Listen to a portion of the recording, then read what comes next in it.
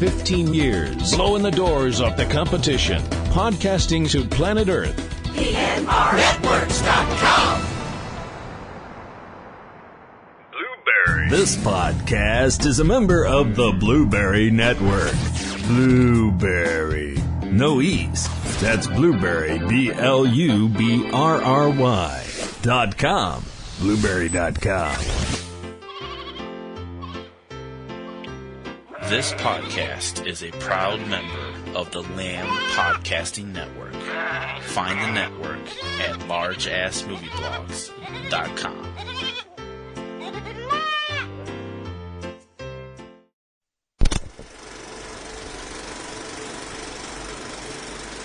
Subject Cinema with T.C. Kirkham and Kim Brown. Show teaser in 3, 2, 1. Cue teaser. Okay, let's see. It's 2020. We got new theaters to visit. We got all kinds of new films to see. Let's see. Set up the new media center. I'm back from book shopping. Buy a new supply of acetaminophen. Hello, honey. Where's the dolly? Oh, God. We don't have one. I've told you this before. Okay, note to self, buy dolly. What are we doing? But why do we need a sheep? No, not that kind of dolly, silly.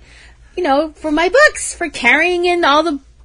Oh, that was supposed to be a surprise. Surprise! It's all 2020 movies. We'll give you an overview of the entire year. We're going to discuss a few topics as well, plus the return of an old favorite segment and a few goodbyes to say. All this week, right here, right now. I'm T.C. Kirkham. I'm Kim Brown. Stick around. It's an all-new year and an all-new feel. Right here on Subject Cinema 2020.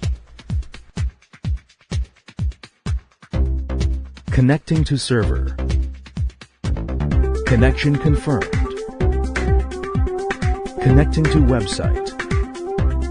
Connection confirmed. Adjusting lights to preset level. Adjusting sound. Adjusting volume. Recording.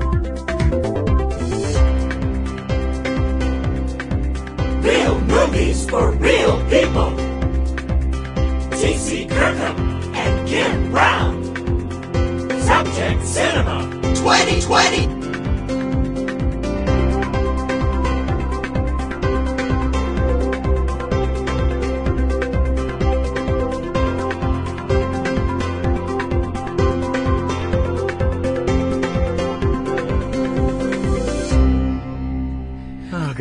Really? Could you please look at this positively? You could be in love with a woman that's into shoes.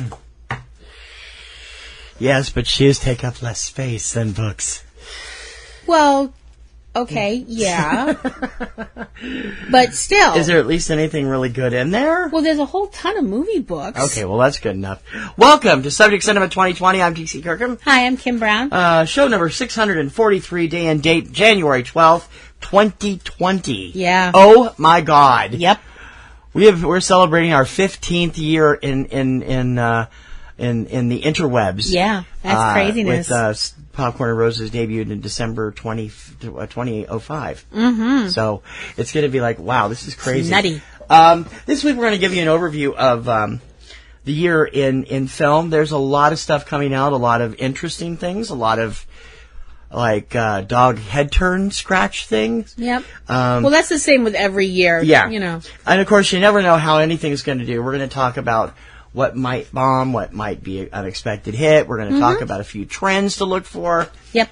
And right now, to begin things, let's just run through the entire year real quick with some of the major titles. Already have hit theaters, some of these, because we are a week later than we had planned. We took an extra week off to prep for the new season. January 3rd, we saw the release of the remake of The Grudge. It came and just bombed, so there's no surprise there. Although it is the highest grossing movie right now for 2020 so far. Well, anyway. yeah, but I mean, it won't be after this weekend. Probably not. This weekend saw the release of Underwater, a disaster monster film with Kristen Stewart and Vincent Cassel. Like a Boss with Tiffany Haddish and Rose Byrne. The Informer got bumped. I don't know what the new date is on it. Inherit the Viper, which is a indie film with Josh Hartnett and Bruce Dern.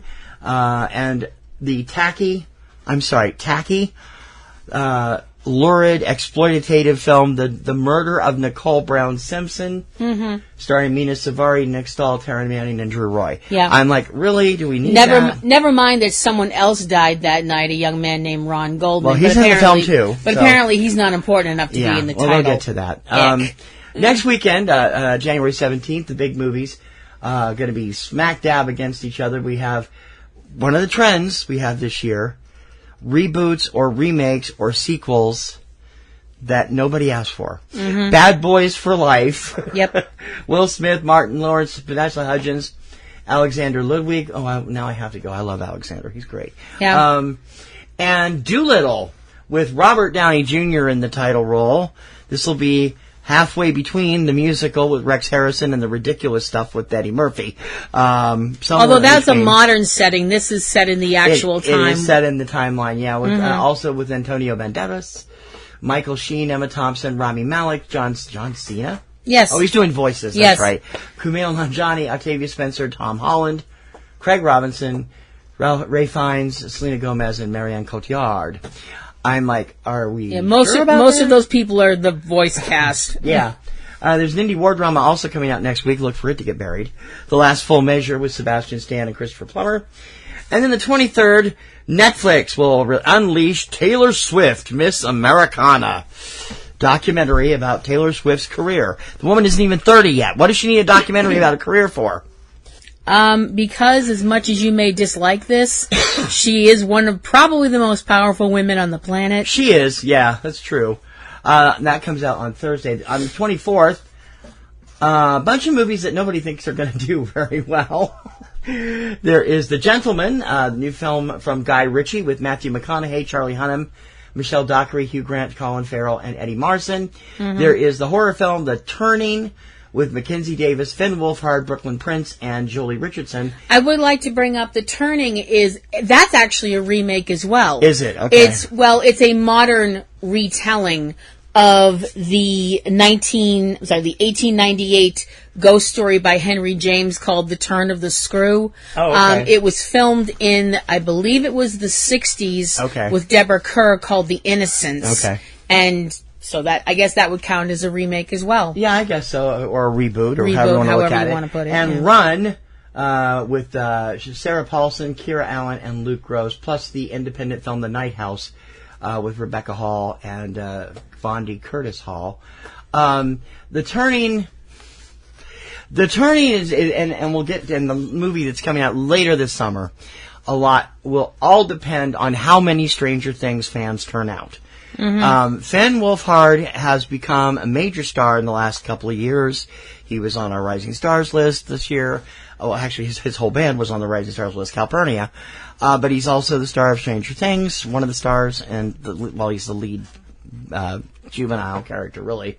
Are they going to turn in to see him do where basically he's playing a bad guy role? So it's like, okay, this is a little bit different for him. We'll see. That's the 24th. The 31st, rounding out January. And in case you didn't know, January is usually considered month of garbage by most movie houses. They release movies that most people are not going to be interested in seeing, or they expect to bomb. On the 31st, Paramount, which really needs a hit right now, has The Rhythm Section, a new thriller with Blake Lively, Jude Law, and Sterling K. Brown.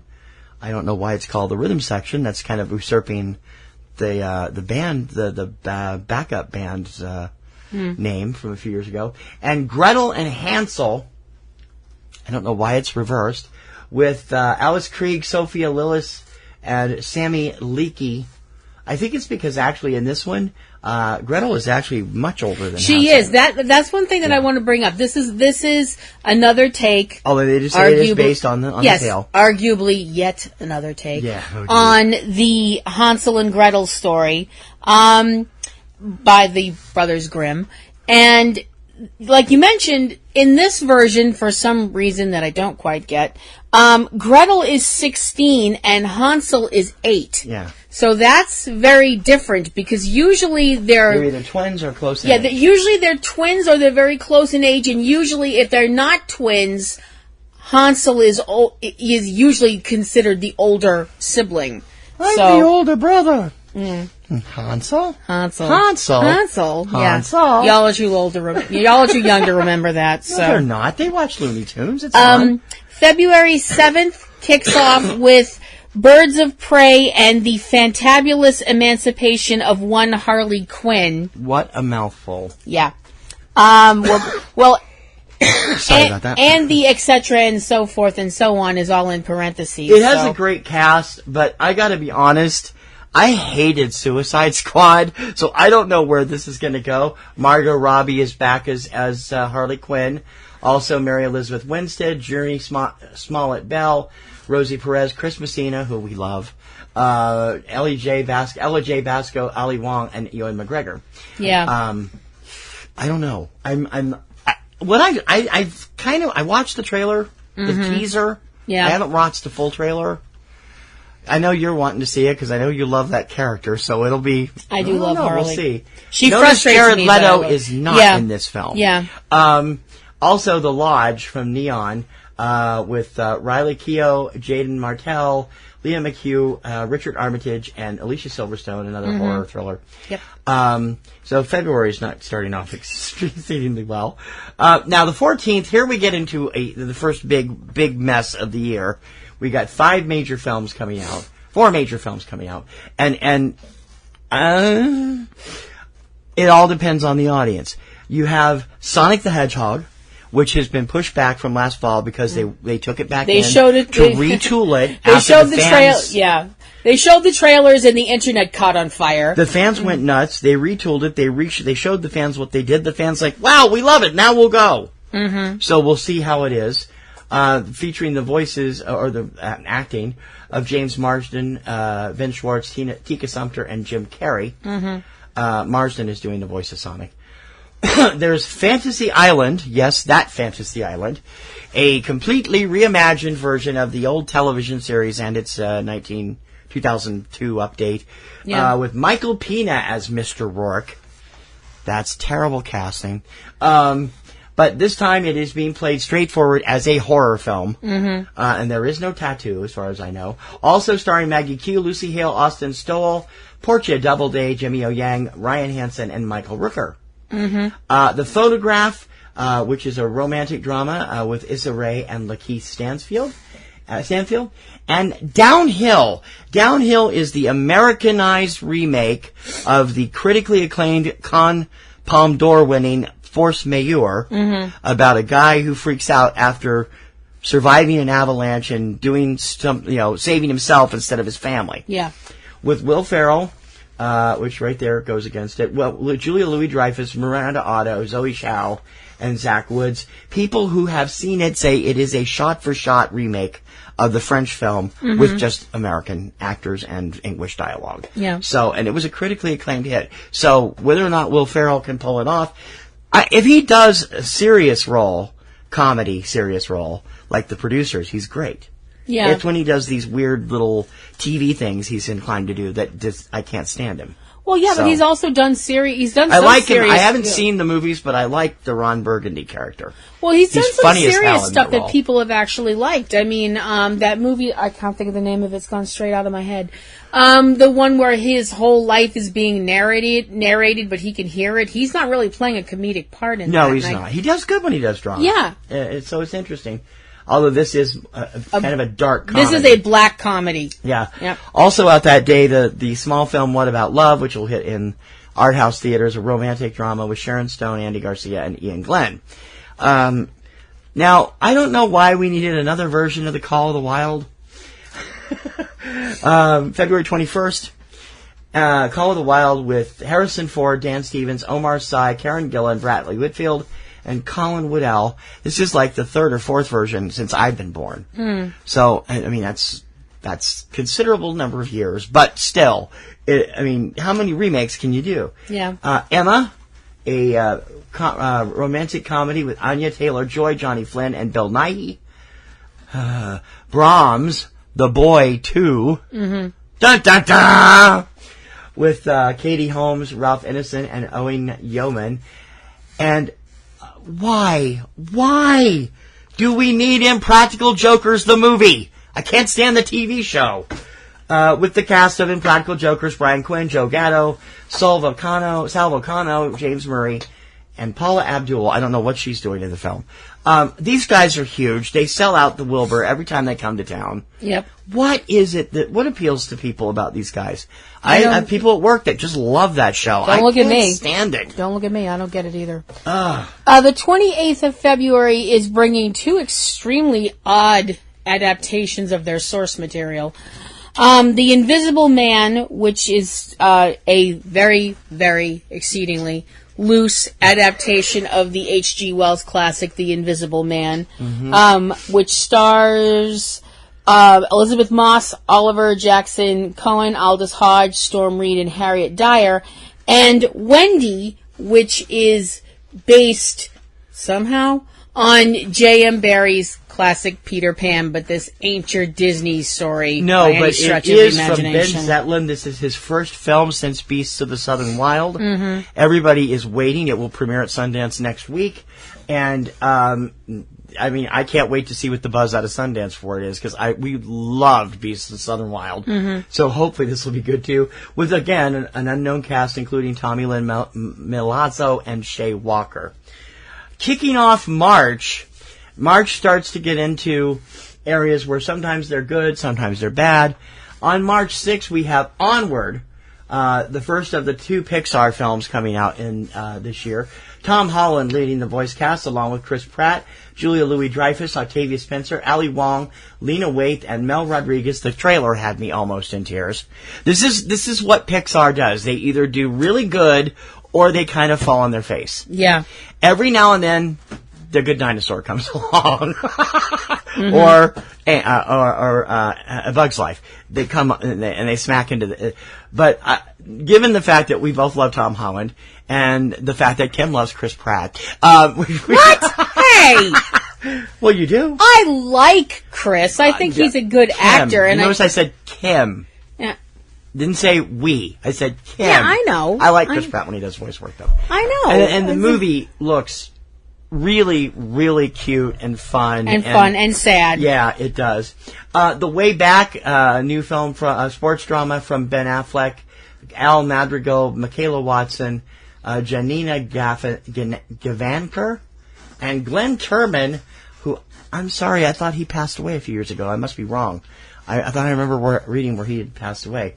And First Cow. Kelly Reichardt is an acquired taste, and I've never acquired her. I've seen two of her films. They bored me to tears. Wendy and Lucy, and the Western thing a couple years ago. I watched most of it on cable. I can't remember it. She is revered as one of the greatest female directors out there. This is again a Western with John Magaro, Orion Hall, and one of the last roles for Renee Auberjonois. It is already regarded as a big critical hit. Some critics saw it last year at Telluride, so it was, it'll be what it is. Kelly Reichardt can do no wrong for the critical community usually. I just don't like her stuff. You might.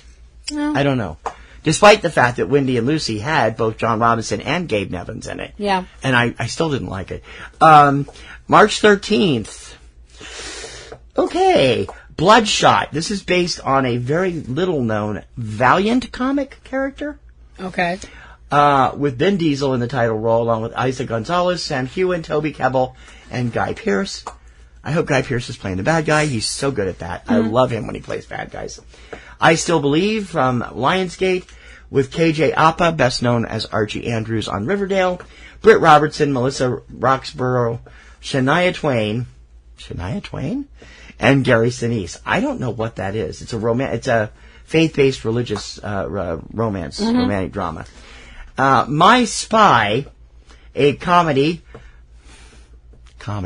with Dave Bautista, Crowley Coleman, Kristen Shaw, and Ken Jeong. Is he going to stay with comedic roles from now on? I love Dave.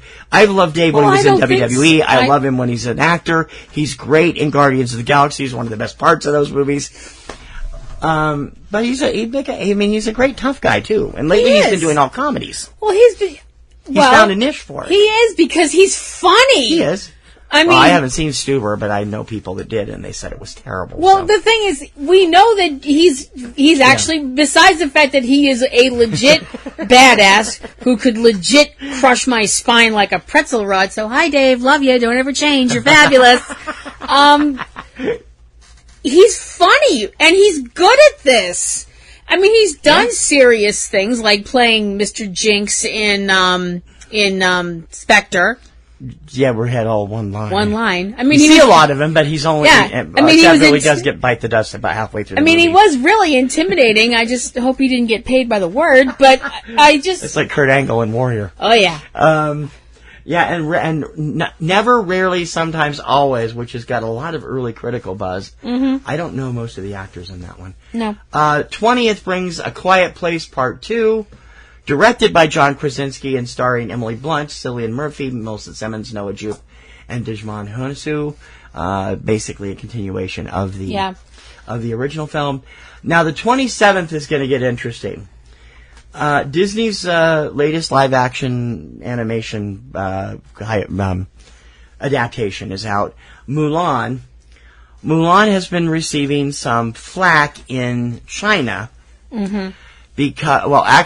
Flack from Chinese rebels in Hong Kong because star Yifei Liu, who plays Mulan, came out in support of the Hong Kong police when all the riots and stuff were going on. Right. Which they've kind of been pushing all their major actors to do. Yeah. Jackie Chan did the same thing. Yeah. We haven't seen Yifei on American screens since The Forbidden Kingdom 11 years ago, where she played Michael Angarano's love interest. Golden Sparrow. Also starring Donnie Yen. We're not worthy. Jason Scott Lee, Yosun An, Gong Li, and Jet Li. I didn't know Jet Li was in this. This movie also has some other problems, though, besides that one problem. It looks fantastic. Oh, it looks amazing. The film, the cinematography. It looks amazing, but they're playing it very seriously. They have eliminated the musical numbers, which pissed people off. Well, they have and to. They've completely omitted, the character of Mushu, the dragon, voiced by Eddie Murphy, and that really pissed people off. Because it doesn't fit in a live-action movie. I know. I think it's going to be good. I can't wait to see it. I love Yifei Liu. She's terrific. She's a Rising Star alum, and love her. Resistance from IFC Films. This is I'm not sure who this is a portrait of. It says it's a biography, so it must be obviously World War II. Resistance, I don't know. Let me check it. I'll check it if you want to. With Jesse Eisenberg, Ed Harris, Clemens Posey, Mateus. It is based on... No, you're completely wrong. It is based on the life of Marcel Marceau. Maybe they mean resistance as in like the whole man walking against the wind kind of a deal. Jesse Eisenberg is playing Marceau? Yes, Jesse Eisenberg is playing Marcel Marceau. That might be interesting. Unless it's set during his time, during the time in France and all that. Holy cow. I never knew that about him. He was a member of the French resistance. Yeah, I knew that. I didn't know that. I remember that coming up in his biography a few years ago. Damn. Also casting in the cast Ed Harris as George S. Patton. Yes, that Patton. Edgar Ramirez, Clemens Posey, Matthias Schweinghofer. Did I say that even close to right? I'm not sure. I'm sorry if I didn't.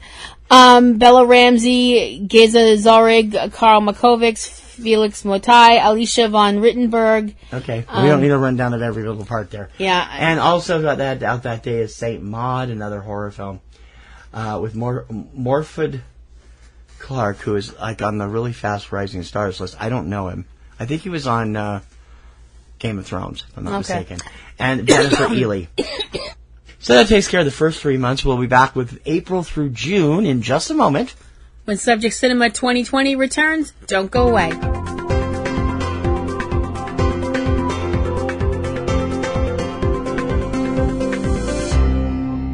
Welcome to the Really Awful Movies podcast, a celebration of low-budget cinema. Is another apocalyptical prediction about to come true? Winds of death cast adrift in an ocean of blood.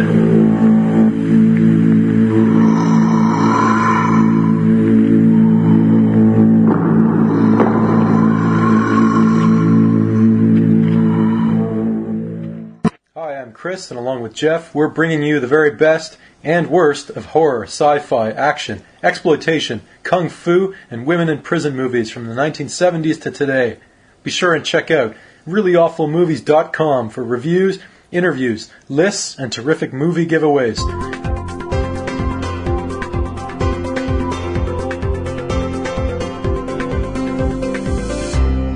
We're looking at the upcoming films for this coming year here on Subject Cinema 2020. I'm Kim Brown. I'm TC Kirkham, and we hope that you will stick around with us and let us know what you'd like to see on the show in the next few weeks.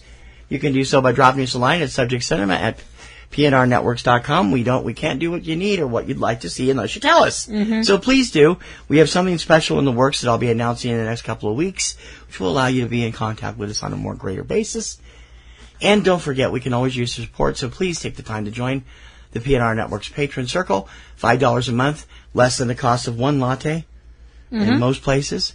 We'll get you all kinds of cool stuff from all of our sites, all of our podcasts, and lots of people. And we want to use this to build a community. So join us. Put your money where your mouth is and where your ears are, and help us out.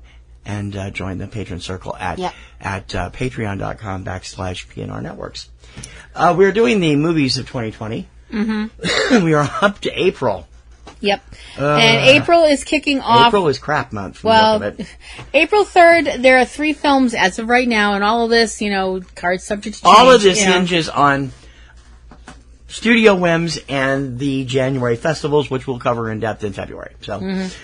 April 3rd, we have opening Peter Rabbit 2, The Runaway, which stars a lot of people from the original Peter Rabbit film, including James Corden, who is back voicing Peter, and Domhnall Gleeson, and also including David I can never say his name. Oyelowo. Sorry, David. I practiced that. Daisy Ridley, Elizabeth Debicki, and Margot Robbie. Also on the 3rd of April, The New Mutants is... Beep, beep, beep, beep. Back the truck up. You're going to get in. It's going to just kill you when it gets there. The New Mutants is allegedly supposed to be coming out on April 3rd. This thing has been bumped 4 times in 3 years. It was finished in 2017. Yep. Although they did a bunch of reshoots last summer when Fox took over, Disney took over Fox. Yeah. People who've seen it said it might be a little bit better. It's loosely connected to the X-Men. Not really. But they have, I understand, woven a thread into it, which will allow it to be included in the Marvel Cinematic Universe. Mm-hmm. I don't know. With Anya Taylor-Joy, Maisie Williams, Charlie Heaton, Alice Braga, Blue Hunt, and Henry Zaga. Yep. There is The Lovebirds, another romantic comedy with Issa Rae, Kumail Nanjiani, and Anna Camp. Peter Rabbit 2 will probably do well. The first one did well despite being absolutely savaged by the critics. Mm-hmm. I kind of like what Ricky Gervais said about James Corden over on the Golden Globes last weekend. Which we're not going to repeat. Sure we are. James Corden is a fat pussy. He was also in Cats last year. Anyway. Sorry. Couldn't resist. I'm sorry, he just annoys me. I liked him when he first came around. Now he won't go away. On the 10th of April, we're starting summer way earlier every single year because this should technically be a summer release. I mean, it should have been a Christmas release, but they bumped it back 3 months because of the accident that was on set. No Time to Die. Mm-hmm. I can't do the James Bond music. With Daniel Craig in his final appearance as 007 James Bond. Yep. Also starring Rami Malek, Ray Fiennes, Leah Seydoux, Lashanya Lynch, Naomi Harris, Ben Whishaw, Ana de Armas, Roy Kinnear, Billy Magnuson, David Denick, Dali Ben Salah, Jeffrey Wright, and Christoph Waltz. Mm-hmm. I hope they go out with a bang. I gotta say this, though. Every other Bond film, we talked about this before, every other Bond film has been like the Star Trek films with Daniel Craig. First one was great, Second one was terrible. Third one was the best Bond film ever. Fourth one was one of the worst. So they're coming back up to the fifth one. Hopefully this will be at least at the level of Casino Royale. It's no way in hell going to be anywhere near Skyfall. I'm sorry. Okay. But, it's like, Spectre was terrible. So, hopefully, we'll see. April 17th, my God, how many titles? 5 titles. Most of which are total crap from the look of it. Trolls World Tour. Did the first Trolls movie make money or something? I have no idea. The animated comedy musical with Anna Kendrick, Justin Timberlake, James Corden, there's that name again, Ozzy Osbourne, Rachel Bloom, Anderson .Paak, George Clinton, Mary J. Blige. George Clinton's passed away, too. Mary J. Blige, Kelly Clarkson, Sam Rockwell, Ron Funches, Icona Pop, Nunal Nayar, Jamie Dornan, oh God, Jay Balvin, and Kenan Thomas. Honey, George Clinton's not dead. Oh, isn't he? No. I thought he was. No. Okay, sorry. I'm sorry. I don't mean to put anybody. I see. This is why I should just keep my mouth shut. I'm seriously though. Did anybody ask for a second Trolls movie, especially one that has James Corden in it twice in 1 month? Wow. Okay. And then we have Monster Problems, an action adventure sci-fi from Paramount with Dylan O'Brien, Michael Rooker, Ariana Greenblatt, and Jessica Henwick. I know nothing about that. Antlers, which... Have you seen the trailer for this? No. Okay, I have. With Kerry Russell, Jesse Plemons, Jeremy T. Thomas, Graham Greene, Scott Hayes, Rory Cochrane, and Amy Madigan. It is another horror mystery thriller. The Secret Garden with Colin Firth and Julie Walters. Is this the same Secret Garden that's been made 3 or 4 other times? I think it is, yeah. And Promising Young Woman with Carey Mulligan, Bo Burnham, Alison Brie, Clancy Brown, Jennifer Coolidge, Connie Britton, and Laverne Cox. Also a thriller. So there's nothing but thrillers except for the Trolls thing. And not. Secret Garden coming out that week. April 24th. Antebellum. This has been bumped back a couple of times. With Janelle Monáe, Eric Lang, Jenna Malone, Jack Houston, Kirstie Clemens, and Gabourey Sidibe. Once again, a horror thriller. And Bad Trip, a comedy with Eric Andre, Lil Rel Howery, and Tiffany Haddish. Mm-hmm.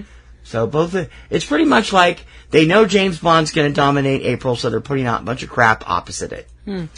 May 1st, however... Official start of the summer season. Yes. May 1st will bring to our screens Black Widow, and I have to be honest, I am really looking forward to this. I would be if we didn't already know what Natasha's fate was. Yeah, I know.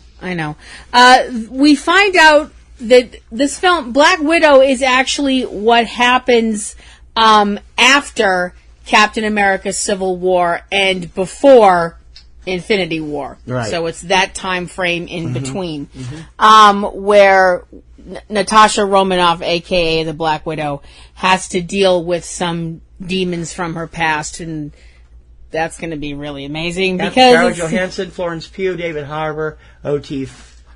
Fagbenel. I don't know how to pronounce that last name. Ray Winstone, William Hurt, and Rachel Weisz. Mm-hmm. And there's a drama called Dream Horse, which I know nothing about, which is a drama with Toni Collette and Damian Lewis. Coming up on the 8th, there is Greyhound, war movie with Tom Hanks. Also featuring Manuel Garcia Rulfo, Elizabeth Shue, Rob Morgan, and Stephen Graham. There is one of last year's big hits at one of the festivals, I forget which one, and it is up for a ton of BAFTAs. The Personal History of David Copperfield, a revisionist version of the Dickens story, a comedy with Dev Patel in the title role. Why not? Why not? Plus Peter Capaldi, Hugh Laurie, Tilda Swinton, and Ben Whishaw. And covers a comedy, a girl comedy from the look of it, with Dakota Johnson, Tracy Ellis Ross, Kelvin Harrison Jr., Zoe Chow, June Diane Raphael, Diplo, Eddie Izzard, Ice Cube. Ice Cube? I haven't seen him for a while. And Bill Pullman. Yeah, they're pretty much just assuming on that weekend that Black Widow is going to continue for number 1 that week. So let's move to the 15th. May 15th, we are going to get a foray into computer animation with Scoob. If you haven't seen the trailer of this, it is awesome. It actually does look seriously adorable. Yeah. Scoob is the story of the Scooby Gang, but specifically it's the story of how Scooby-Doo and Shaggy became friends and how they met the other members of Mystery Inc. and, you know, all kinds of wackiness that's going to ensue with that. When they were younger. Yep. Frank Welker is voicing Scooby-Doo. Will Forte is the voice of Shaggy. Ian Armitage is the voice of Shaggy as a little boy. Zac Efron as Fred. Ian Armitage, is that the kid that stars in Young Sheldon? I know the name and I can't think of where I know it from. Anyway, go ahead. Yes, it is. Okay. That should be fun. Gina Rodriguez is voicing Velma. Amanda Seyfried. I'm going to whip this damn mouse at your head. Amanda Seyfried voicing Daphne, and there are lots of other people that are going to be in this. And this is expected to be one of the big hits of the summer. And I mean, the critics have already been going nuts over it, so it should be fun to see how they do this. It's like Muppet Babies with the Scooby-Doo King, from what I understand. Well, so it's the they're not that young. Yeah, they're like in their junior high days. It's the beginning, and then I think that's not the focal point of the film. It's like the rest of the film is all like a current plot kind of a deal. I think. I don't think so. I don't think. I don't know. I'm not it. entirely certain. So. Also, on that day, that's going to get completely blown away. The Woman in the Window. Oh, I want to see this with Amy Adams. Yeah, it does sound good. Amy Adams, Gary Oldman, Anthony Mackie, Fred Heckinger. And a bunch of other great people. And The Organ Donor, horror thriller. There's a lot of those this year. With Chris Rock. Chris Rock in a horror thriller? Samuel L. Jackson, Max This Minema. is actually, hold up. Apparently The Organ Donor is a part of the Saw franchise that actually doesn't have. Oh, that's right. Saw Rock was getting involved with producing new ones. I forgot about it. He's a huge fan of those. Yeah, it is going to serve as so that's another one we need to talk about. The 9th installment of the Saw series, and that's just on completely the 22nd. insane. That's wow. On the 22nd. Oh, God. Fast and Furious 9. Really? With Vin Diesel, Michelle Rodriguez, John Cena jumping aboard this time, Tyrese Gibson, Chris Bridges, otherwise known as Ludacris, Jordana Brewster, Natalie Emmanuel, Michael Rooker, Charlize Theron, Helen Mirren, Notice, Dwayne Johnson, and Jason Statham are noticeably absent from this. Interesting. And, good God, another SpongeBob movie. The SpongeBob movie, Sponge on the Run, with the voices of the animated cast, of course. Yes. And I'm okay. Do we need another SpongeBob movie? I mean, they do well. We haven't even seen any of the other ones. I did see the first one on cable. You? Yeah, okay. years ago. All right. I haven't seen the more recent ones. Okay. But yeah, I'm giving it a bad name. I mean, we did. I actually watched part of the musical on when they had it on during Christmas on Nickelodeon, and it was entertaining. The 29th is one of those movies that everybody is going like, okay, we don't know if we needed this. We don't know if it's going to be a hit. Somehow a lot of people have pegged it as a bomb. But I don't think they're counting on a couple of things. Artemis Fowl is based on a book series about a criminal teenage genius who takes on a group of evil fairies. Mm-hmm. This is coming, number one, from Walt Disney Productions and Tribeca Productions, if I'm not mistaken. Doesn't Robert De Niro own that company? Let me just really check real quick. Yeah, Robert De Niro and Jane Rosenthal. So you got Kenneth Branagh and Robert De Niro involved with it. You have new star Ferdia Shaw, plus Judi Dench, Josh Gad, Laura McGonnell, Nonso Anozie, Tamara Smart, and Hong Chow. It's going to face heavy competition from the previous week's SpongeBob. Mm-hmm. But Kenneth Branagh is the director, and this is exactly the same kind of movie that last time we got the first installment of a movie like this, critics were like, oh, this is never going to work. It's going to bomb. And they pushed it back twice, and it isn't going to work. And it's just going to crash and burn. And it ended up becoming one of the biggest films of that year, Kingsman: The Secret Service. Mm-hmm. So, yeah, I don't know. This could go either way. The trailer is really funny and exciting, and we'll see. I don't know. Now we're fully into Christmas, fully into the summer season. Yep. And we have kicking off June, on June 5th, Wonder Woman 1984. Oh my gosh, I can't wait for this movie. Gal Gadot back in the title role, along with Chris Pine as the late Steve Trevor. Who is not sure how they're going to do that. Not late anymore. Kristen Wiig as the Cheetah. Yes, Kristen Wiig is playing Barbara Ann Minerva, a.k.a. the Cheetah. There have been multiple people who have played, She's the modern day Cheetah, not the original. She's not Priscilla Rich. Right. That's Earth 2. Yeah. No, she's not real. No, she's the second Cheetah was also related to Priscilla Rich somehow. But there have actually been men who have been the Cheetah, which is just weird. Also with Pedro Pascal and Robin Wright and Connie Nielsen reprising their roles. I can't wait for this movie. It's going to be awesome. And then you can't wait for the next one either. Private joke. Anyway, on June 12th, another remake. Candyman is back with Tony Todd in the original role. Not even going to go there. It's just another reboot of another old film, and we'll talk more about that in a little bit. On June 19th, I'm sorry, I was just teasing. June 19th, Soul, the other Pixar film of the year. They have not come out this close together. They're only 3 months apart. Mm-hmm. Soul... I don't know what this is about. Soul is about getting into heaven. Souls walking around. Okay. Jamie Foxx, Tina Fey, Questlove, Felicia Rashad, and Daveed Diggs. The trailer is interesting. Mm-hmm. It's a little bit mind-blowing. It's going to piss off the atheists. It's a Pixar film, so it'll be good. And King of Staten Island. Now, I'm still wondering, who wants to see this film? I know that the film is also dealing with the fact that his dad was a firefighter who lost his life during 9/11. It is, but so, I have to be honest, this movie is going to tank so bad it's scary.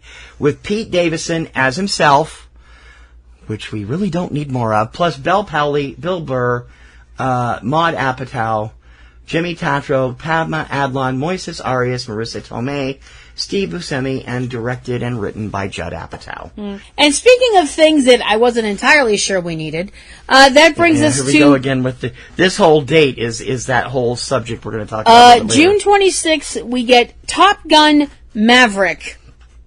Did anybody ask for this? I mean, I'm not saying that it doesn't look interesting if you've seen the first Top Gun film, which I have to be honest, I haven't. I haven't either. I was never interested. I'm even less interested in this one because Miles Teller's Cruise's son. Yeah, Tom Cruise, Miles Teller, Jennifer Connelly, John Hamm, Glenn Powell, Lewis Pullman, Ed Harris. So the only person that's in this that was in the original is Tom Cruise. That's it? Yeah. Okay. That'll be fun. Yeah. And, well, it might actually be fun. I don't know. I don't know. For those of you who like Top Gun, you'll probably like it. Mm-hmm. We just not. Also, the same day is the big screen version of a Broadway musical, and that would be In the Heights. Starring Anthony Ramos, Corey Hawkins, Leslie Grace, Marissa Barrera, Olga Moritas, Daphne Rubin Vega, Gregory Diaz IV, Stephanie Beatriz, Dasha Polanco, and Jimmy Smits.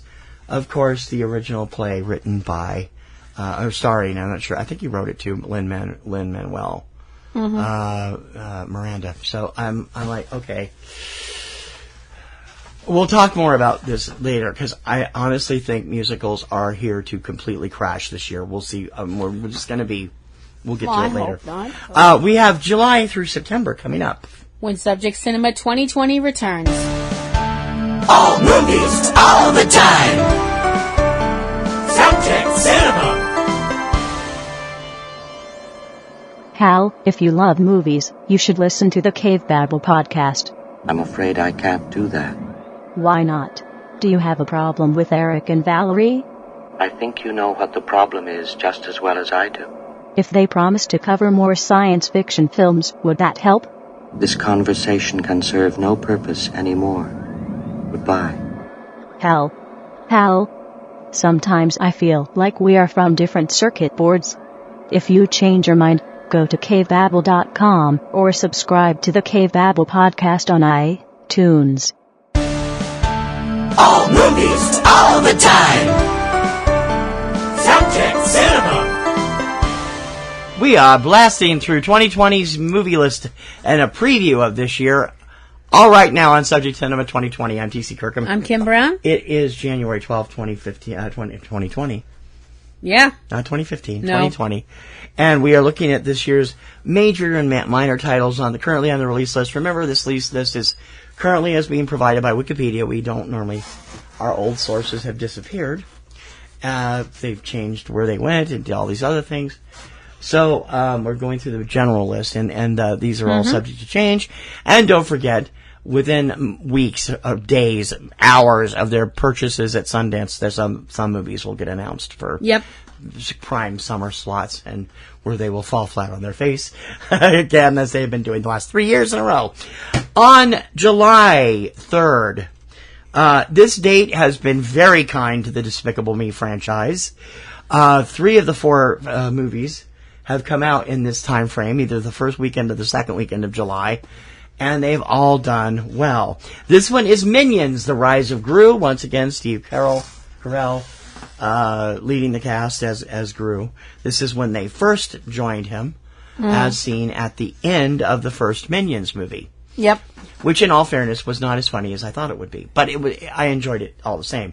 We still have to see Despicable Me 3. We haven't seen that yet. Yeah, I know. And Free Guy, an action sci-fi comedy starring Ryan Reynolds, Jodie Comer, Joe Keery, Lil Rel Howery, Utkarsh Ambudkar, and Taika Waititi, which was shot here in Revere, Massachusetts. Woo! And I don't know what it's about. It is basically a grown-up version of Wreck-It Ralph. Oh, good Lord. All right. It's set in a video game called Free City, which is kind of a mashup of Grand Theft Auto and Fortnite. Reynolds plays a character named Guy. He's an NPC, or a non-player character for you non-geeks out there, who is a bank teller. He becomes aware what he is. So it's Wreck-It Ralph meets The Truman Show? He becomes aware he's a character in a video game and starts trying to make himself the hero instead of just a background character. Okay. So basically it is a grown-up Wreck-It Ralph. Yeah, and we it's got a great cast too. And yeah. All right. Now, here we go. July 10th, again, 2 movies we're questioning whether we need them or not. One of them actually probably does have a shot. The other one probably with only its die-hard fans. That one is The Purge 5. We already have 2 TV series on it. Now we have a 5th film, even though the 4th one completely tanked last year or the year before. You know, considering all of the real stuff that goes on in the world with, all of the terrible... Well, they bumped that thing that was coming out last year that was basically... the haves all taking out the have-nots. Yeah. I forgot what that was. Yeah, but seriously, not for nothing, considering all the things that are going on in the world, if you know somebody who's excited about going to see movies like this, you may not want to hang around with them anymore. The other one... I question your choice of friends. The other one... Wait. Sorry. Actually, take that out. What? I don't want to say something like that, because people will be like, you're saying... You don't want to say something like what? What are you talking about? What do you want me to take out? What I just said about, if you know somebody who's excited about going to see that movie. There's nothing wrong with that. Oh, all right. Okay. I mean, I can take it out if you want me to, but I don't see anything wrong with it. It just shows you how disgusted you are with these 2. Kim wants removed. Okay. Personally, just with all of the crazy things that are going on in the world, I'm like, do we really need movies like this glorifying this kind of stuff? I'm sorry, if you're going to have stuff on... Yeah, I understand what you mean, yeah. Let's make puppy movies. Let's make movies with puppies and kittens and bunnies and duckies and things like that. I'd go to those. Me too. We actually will be going to the Internet Cat Festival. Make it happen, Hollywood. The puppy movie. Just nothing. Puppy Bowl, the movie. Yeah, that would be awesome. Hey, we'll be watching the Puppy Bowl this year. We have no reason to watch the Super Bowl. Anyway, he said that. I didn't say that. That's not my fault. The other one coming out on July 10th. I don't know whether this is going to work or not. The trailer is good. Ghostbusters Afterlife, which stars Carrie Coon as the daughter of somebody. She inherited an old rickety house in Kansas or Oklahoma, somewhere in the Midwest from. They have to move there. She moves there with her kids when they run out of money. And the kids, played by Finn Wolfhard and McKenna Grace, along with help from their teacher, played by Paul Rudd, end up discovering their lineage to the Ghostbusters. We haven't really found out where the lineage is. They've been keeping that secret. Mm-hmm. I'm leaning toward Harold Ramis since he's no longer with us, and it's an inheritance. Because Bill Murray, Sigourney Weaver, Dan Aykroyd, Ernie Hudson, and Annie Potts are also making appearances in the movie. I think it sucks Rick Moranis there's just going to be cameos. If people were going to go in expecting to see, Bill and Dan doing their usual Ghostbusters shtick, I don't think they're going to get it. So be aware. I hope they don't end up with a bunch of backlash like they did with the gender flopped remake of Ghostbusters a couple years ago, which went nowhere. Well, that happened because a lot of people are sexist trolls. It did. I mean, it did, but it also wasn't any good. From what I heard. What I saw of it is not funny. This one, of course, again, this has two things going for it. And as I told somebody online the other day, this movie is likely to be a hit, and I can tell you why in 2 words and 2 words. Bill Murray and Finn Wolfhard. Again, Finn Wolfhard has a huge following from Stranger Things. Yep. And a huge following from his band Calpurnia. Yep, again. Is this going to help him here? I think it will. We'll get a taste of what it will or not next weekend. We'll see if it works. July 17th, we've got 2 very different sorts of films coming out. Yeah. Christopher Nolan's next film offering, Tenet, which is... We haven't been told anything about. No, actually we have. Oh, we have? We have a little bit. According to Wikipedia, this is the premise. Quote, a secret agent is tasked with preventing World War III through time travel. End quote. Oh, goody. It's Inception with time travel. Wonderful. I'm like, oh no. It has a great cast. It does have an amazing cast, yeah.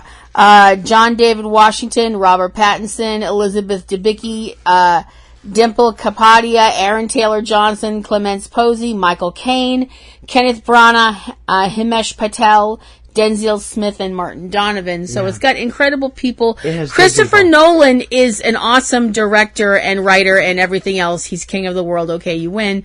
But he's compelling. He does compelling stuff. Yeah, most of the time. I have to be honest, though, time travel stuff gives me a nosebleed. Yeah. So there's just that. And then there's Bob's Burgers, the movie. The first big screen adventure from the hit Fox television series with the voice of the cast of the television show. On July 24th brings us Disney's Jungle Cruise, adaptation of their popular ride at Disneyland. I don't think they have it at Disney World. With Dwayne "The Rock" Johnson, Emily Blunt, Edgar Ramirez, Jack Whitehall, Jesse Plemons, and Paul Giamatti.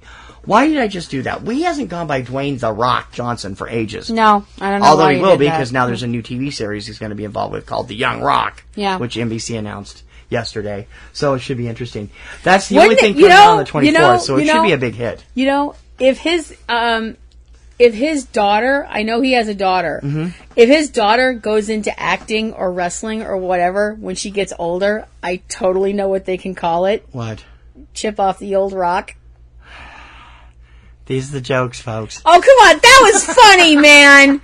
That was funny. On July 31st. You're just mad because you didn't think of it. There is the Spider-Man spin-off Morbius with Jared Leto in the title role. Also, Matt Smith, Tyrese Gibson, Adria Arjona, and Jared Harris. And oh boy, am I looking forward to this. We haven't seen Venom. I'm looking forward to it because I want to see a character like Michael Morbius in live action. Have you guys seen Leto since he's been working out for this film? He looks amazing. Michael Morbius was a character that I know that some people out there right now are going to want to stone me. Michael Morbius, also known as Morbius the Living Vampire, was a character that they brought into the animated show that they ran on Fox, Spider-Man, the animated series. The one with all the censorship. Stupidity. Yeah. Because, okay, so he's a vampire, right? But he can't show fangs. You can't. No. He had fangs. He just couldn't bite people. He had to suck plasma out through his hands. WTF. And yes, Fox, I'm still taking you to task for this crap. There are rumors that this movie is linked to the Marvel Cinematic Universe and that Tom Holland has a cameo. We'll see. No, they won't confirm it, though. We saw the trailer for this. And it looks so stupid, but then I was reading about it, and I'm like, this actually doesn't sound that bad. Barb and Star go to Vista Del Mar with Annie Mumlo, Kristen Wiig, Jamie Dornan, Wendy McLennan-Covey, and Damon Wayans Jr. It is a fish out of water thing where a couple of ladies from the Midwest go on holiday in the Caribbean and end up... No, they're in Florida. Oh, it's in Florida. Yep. Well, that is the Caribbean. That's the Caribbean Sea. Well, it's Gulf you know of what Mexico I mean. So It's not leaving. I'm sorry, the United States. Sorry. I'm going by what Wikipedia says. I'm sorry. Yeah. And we're just... She lives to correct me in front of people. No, I don't. I'm just letting you know. Time this show. Anyway.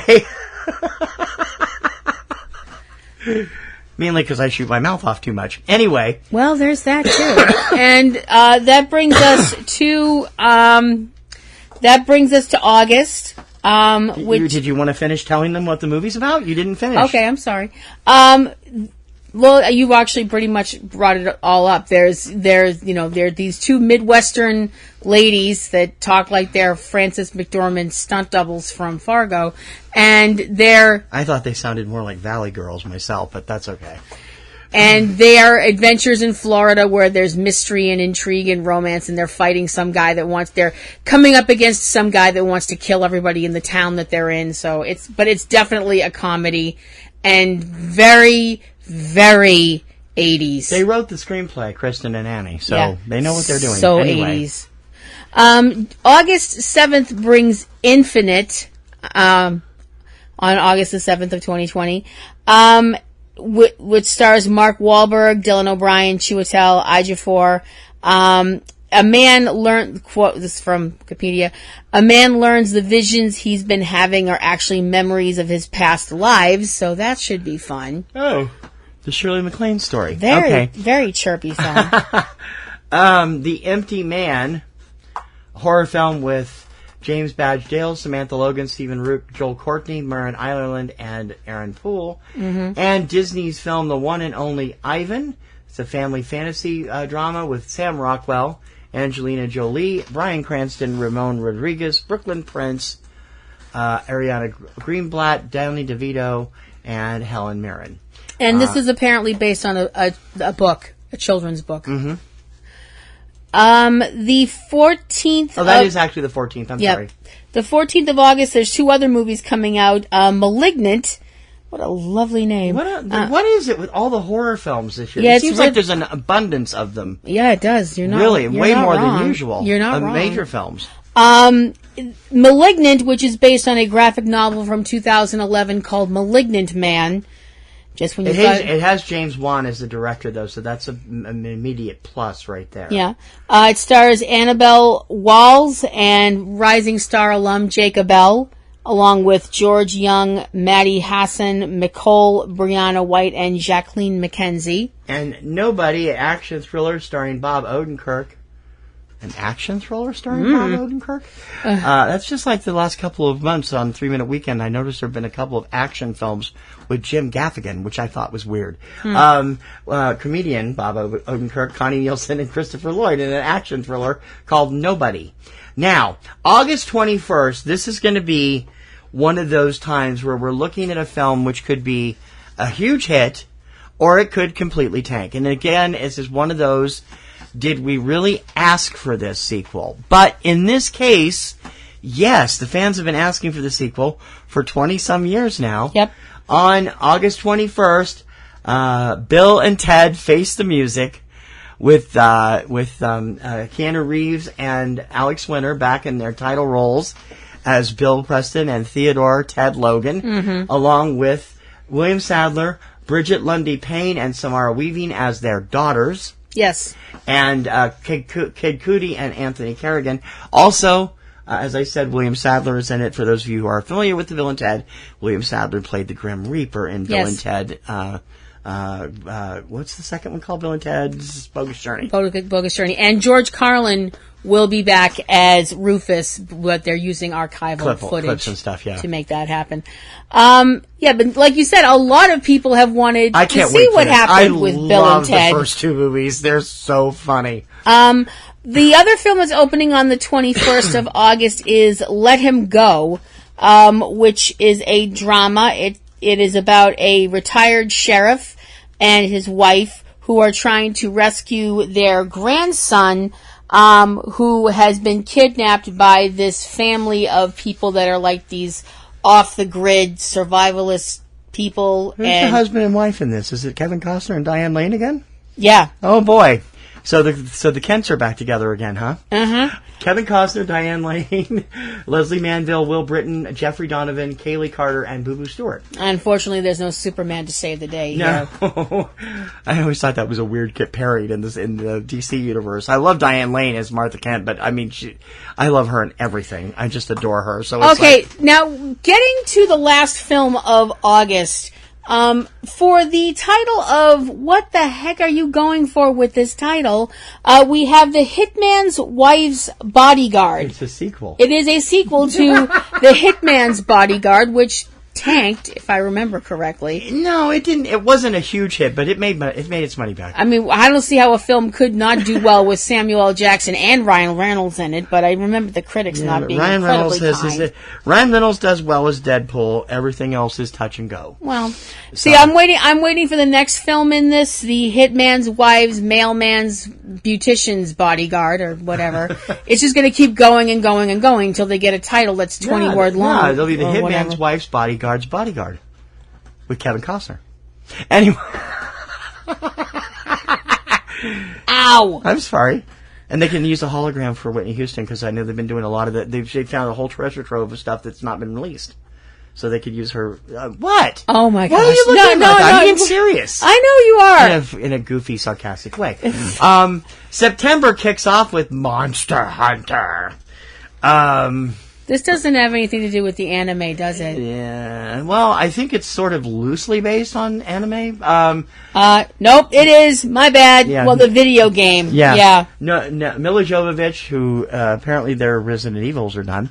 Tony Jaa, Clarence T.I. Harris, Diego Boneta, Megan Good, Josh Hellman, Jin Young, and Ron Perlman. It got a good cast. I'm thinking of Monster Rancher. That's what I'm thinking of. Yeah. Never mind. September 11th.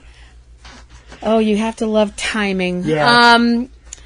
Brings The Conjuring, The Devil Made Me Do It. Do we need another one of these? Do we need it on September 11th? Have you noticed a lot of... Have you noticed the trend in this year yet? We'll talk about it in a few minutes. Do we need it on September 11th? That's where I'm coming from. But anyway. Yeah, it's another film in the Conjuring universe with Patrick Wilson and Vera Farmiga back as the characters that do all that stuff. On September 18th, we get the prequel. God, why? The prequel, The King's Man, which tells us the early story of the character that Colin Firth played in the first film. What? With Ray Fiennes, Gemma Arterton, Rhys Ifans, Matthew Good, Tom Hollander, Harris Dickinson, Daniel Bruhl, Digimon Hansu, and Charles Dance. I think it goes back even further than that. I think it's telling the story of what created the Kingsmen. It is, but it's also getting into that character because Rissa Fans is playing the young Colin Firth. Oh, okay, all right. Yeah. And Without Remorse, action thriller that's gotten some good word of mouth around Hollywood. I think the script was on the blacklist a couple years ago with Michael B. Jordan, Jamie Bell, and Jodie Turner-Smith. We'll find out if that does well. Finally, we're going to round out September. My screen's suddenly frozen. Hang on a second. September 25th, we have 4 films opening up. The Many Saints of Newark, which stars Alessandro Nivola, John Bernthal, whom I love, Vera Farmiga, Corey Stoll, whom I love, Billy Magnuson, Michael Gandolfini, and Ray Liotta. From that name, you probably realize this is a prequel to The Sopranos. Yes, Michael Gandolfini is the son of the late... And is playing Tony Soprano, the young Tony Soprano. Yeah. Yes. The Trial of Chicago 7. I actually have to wonder about the timing of the release of this film, because it's going to be very politically motivated. And since Aaron Sorkin is the writer and director, it's really going to be politically motivated. Starring Sacha Baron Cohen, Eddie Redmayne, Yahya Abdul-Mateen II, Jeremy Strong, Joseph Gordon-Levitt, Alex Sharp, Thomas Middleditch, William Hurt, Frank Langella, Michael Keaton, and Mark Rylance. It is the true story of the Trial of Chicago 7. They've already done this as a movie once which you realize TV. there's at least 2 generations, possibly 3, that don't know what the heck you're talking but about. But it's Aaron Sorkin! Last Night in Soho from Edgar Wright. So there, he's got a built-in following. He does, but it's a horror movie, so it's horror thriller with Thomasin McKenzie, Anya Taylor-Joy. Man, she does nothing but horror films, does she? She started in The Witch, and then she's done New Mutants and a bunch of other stuff. Also, Matt Smith, Diana Rigg, and Terrence Stamp. That's enough reason to go. Yeah. Well, I haven't even watched Diana when she was on Game of Thrones. I haven't seen her for a long time. And Praise This, a musical drama we know absolutely nothing about, other than it's directed and written by Tina Gordon. Mm-hmm. Okay. Now we're going to head into what will be next year's, the 2021 Oscar season. That is October through December, and it's coming up next. When Subject Cinema 2020 returns. There's a lot of movie talk happening here. This is Subject Cinema. All right, Kristen, I am so excited that you've decided to do a podcast with me, but what are we going to do a podcast about? There's so many other movie podcasts. We got to do something original. Well, I'm a big fan of Disney movies. What about something like that? That's just kid stuff. What do we want to do that for? Did you know that The Avengers is a Disney movie? Or that Pulp Fiction is a Disney movie? Pulp Fiction is not a Disney movie. It's technically owned by Miramax, which is part of Disney. We are still going to talk about the Disney animated movies, though, right? I thought you said that was kid stuff. Well, I've got 2 kids. I got to be a good dad and stuff. So be sure to subscribe to the Walt Sent Me podcast, where we discuss the various subsidiaries of the Walt Disney Studios, including the animated movies. It's available on iTunes, Podomatic, and wherever you find great podcasts. And I swear, it's not kid stuff.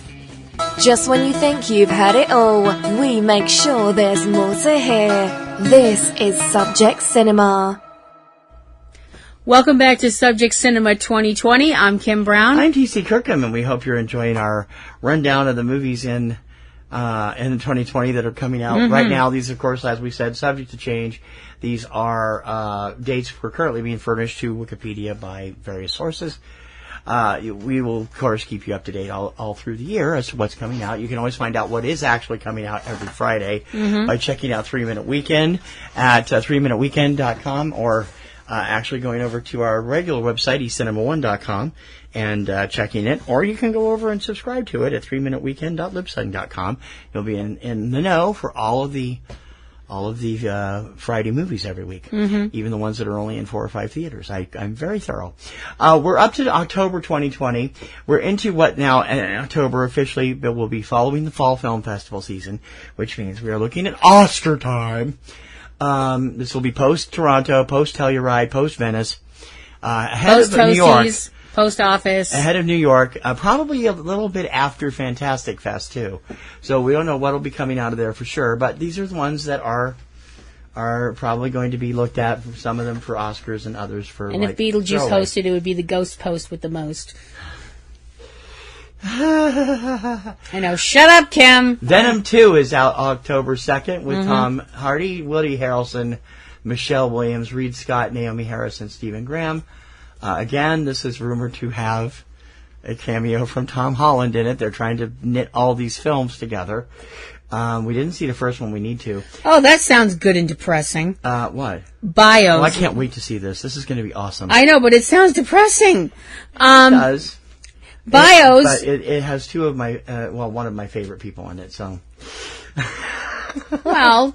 I like Tom Hanks, but yeah. I adore Caleb Landry Jones. I love him.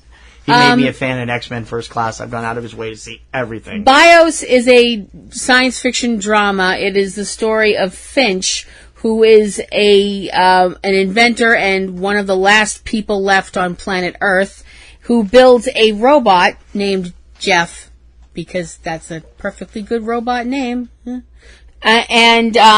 just a doggone minute. Jeff is a perfectly good robot name. Jeff is the sidekick of Craig Kilborn. He was built by Grant Imahara. All right. I stand okay. I stand chastened and rebuked. Calm down. Jeff is now in some television Hall of Fame somewhere. Yeah, and it's their story and their journey across the country. Is it Jeff, Jeff? Yes. Oh, that's why. That's the same one. Jeff on Craig Kilborn is the Geoff, Geoff one. So that's why I'm like, okay, just saying. Okay. Great. It's got a great cast. Tom Hanks, Caleb Landry Jones, Skeet Ulrich, Laura Harrier. I love Caleb Landry Jones. He is one of those actors that just can morph from role to role, and you won't even recognize him. He's like, he's the current generation's Shea Wiggum. Shea Wiggum has this way of popping up places you don't expect him, and he's like, oh my God, isn't that Shea Wiggum? What's he doing in this? Yeah. And it's like, okay. Caleb's doing that too. So he was terrific. Last best role he's had so far that I've seen recently was the 3 Billboards Outside Ebbing, Missouri. If you haven't seen that, please watch it. October 9th, we have a remake, again, of Agatha Christie's Death on the Nile with don't do that. No. It's a remake again, because Peter Ustinov did it also. Yes, and he wasn't right for Poirot. Neither is Kenneth Branagh, with that ridiculous mustache that is nowhere near what Poirot would wear. Well, it's also got an amazing cast. It does. Gal Gadot, Letitia Wright, Armie Hammer, Annette Bening, Rose Leslie, Sophie Oquendo, Tom Bateman, John French, Jennifer Saunders. Oh God, and Russell Brand. Oh, that right there. You know that's going to be a cameo of some sort. I don't have a problem with Kenneth Branagh. He's the star and director, and we didn't see Murder on the Orient Express. We've still never seen that. We want to. I didn't mind the Ustinov versions until I saw David Suchet. Yeah. David Suchet's version on the television series for the same of Poirot, which ran for over 10 years as a weekly and then as a series of films for another 10 plus years. His Poirot is perfect. Yeah. I mean, it is perfect. Pitch perfect the way he's described in the books. Yep. Nobody else has played it that way. My mother loves Agatha Christie books. She could not stand David Suchet. Which I was completely just like, don't get that. I don't either, because he was magnificent. Also on the 9th, another attempt to bring the work of Roald Dahl to the big screen, and this is actually this is take 2 of that. The Witches, which is based on his novel of the same name, which was actually done before with Angelica Houston and work from Jim Henson's Creature Shop. Oh yeah. About a young boy and his grandmother who stumble on a plot by a group of witches to kill all the children in the world by transforming them into mice. And I can already hear the yelling and screaming from Salem. Oh boy, this movie is going to make some people very Maybe upset. not. Salem has liberated a little bit. I mean, they've actually embraced Hocus Pocus. in most of the stores up there, which is amazing because 10 years ago they were all decrying it as completely against everything they believed in. And Not to mention incredibly historically inaccurate. Yeah. Respect.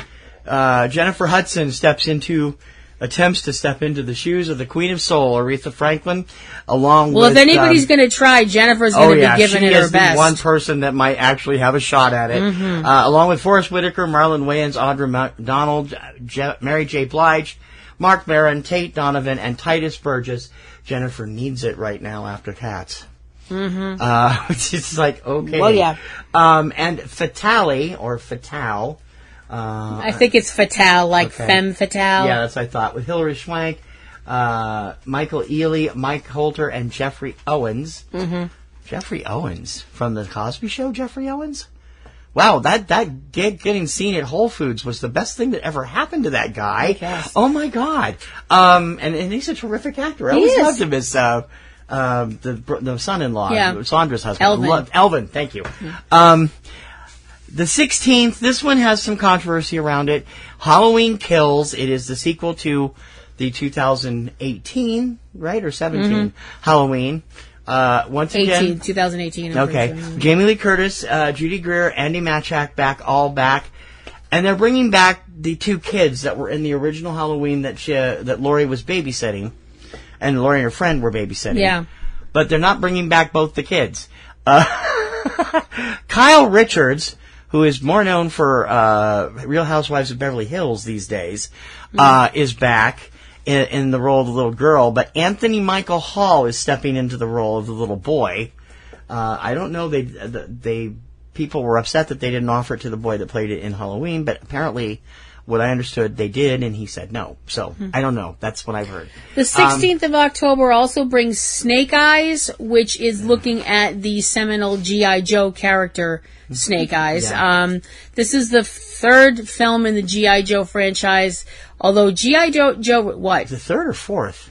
Third. Third? Okay. I thought there was Rise a third of Cobra, Retaliation, this will be the third. Okay, yeah, that's right. Okay. The cast includes Henry Golding, Andrew Koji, Iko Uwais, Ursula Cabrero, and Samara Weaving. And apparently no Ray Park. No. Who played it in the first two G.I. Joe movies. Although you wouldn't know it because you never saw his face. Yeah. The 23rd brings Those Who Wish Me Dead, a Western thriller that actually has some good buzz in Hollywood, with Nicholas Hoult, Angelina Jolie, Tyler Perry, John Barenthal, and Aidan Gillen. And everybody's talking about Jamie, a musical with Max Harwood, Richard E. Grant, Sharon Horgan, Sarah Lancashire, and Shobana Gulati. I don't know anything about this one, so we'll have to look that up. Then we get to November 6th. Is that right? Is that right? Did I get the right date? Yeah. Oh, November. Yeah. November 6th.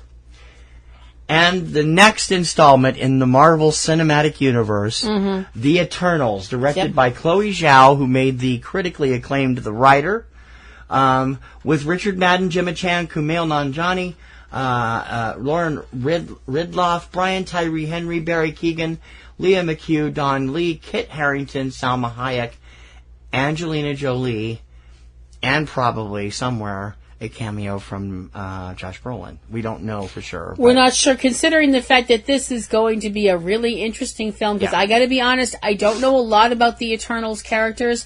I do know that according to the Wikipedia on this movie is spanning 7,000 years.